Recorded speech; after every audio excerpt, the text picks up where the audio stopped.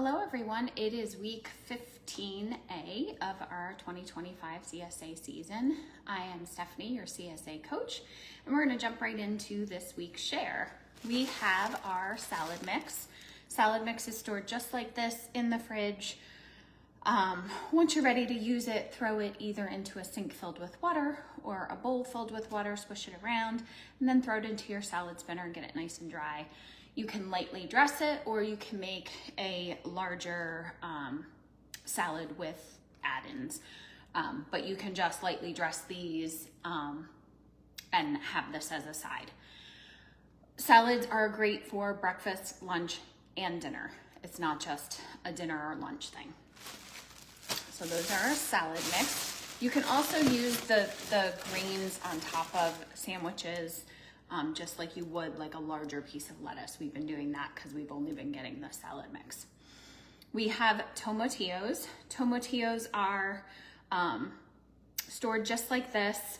You can store them on the counter or you can store them in the fridge, whichever your preference is, but keep the husks on.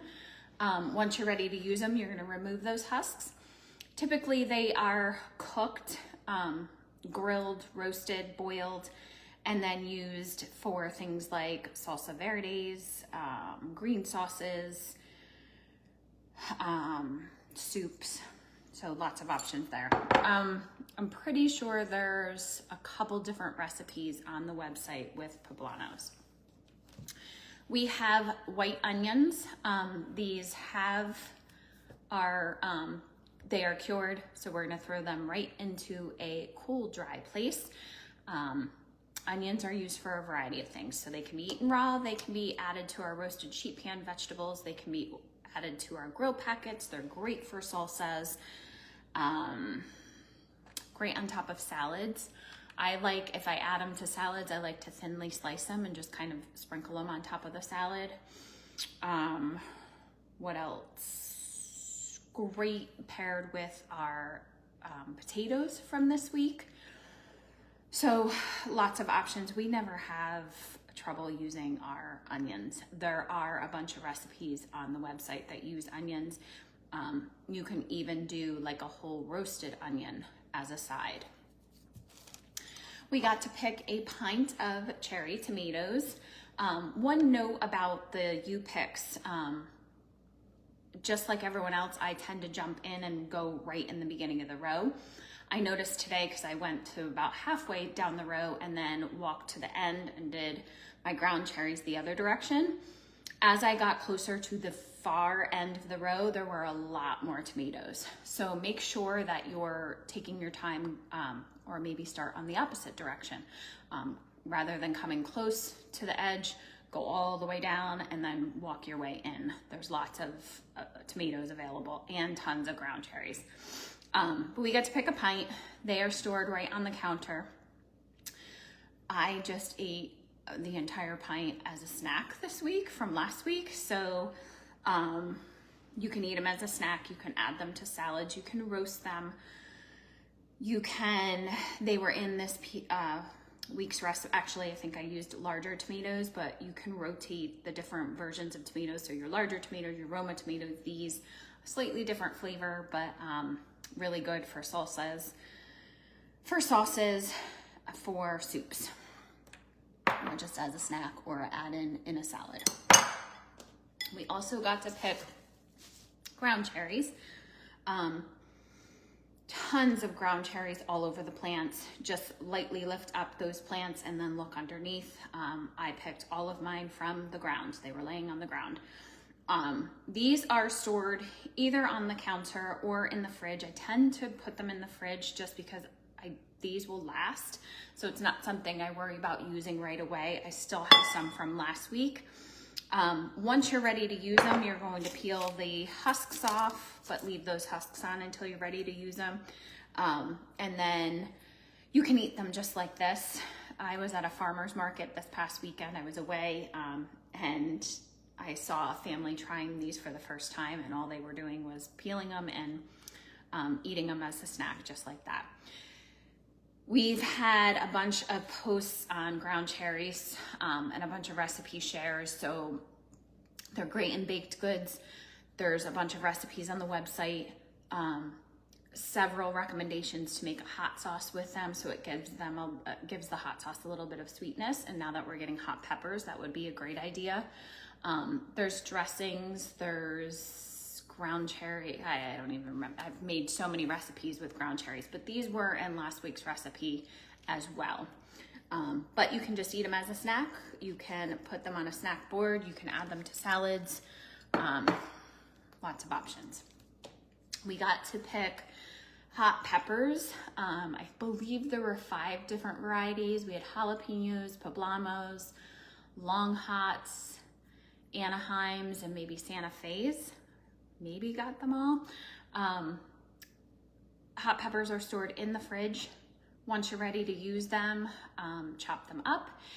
If you remove the seeds and the membranes on the inside, you are going to take out a small portion of that heat. So if you want something hotter, leave all of that in. If you want something more mild, then remove the seeds and remove the membranes. Hot peppers are great in salsas. They'd be great in a salsa verde.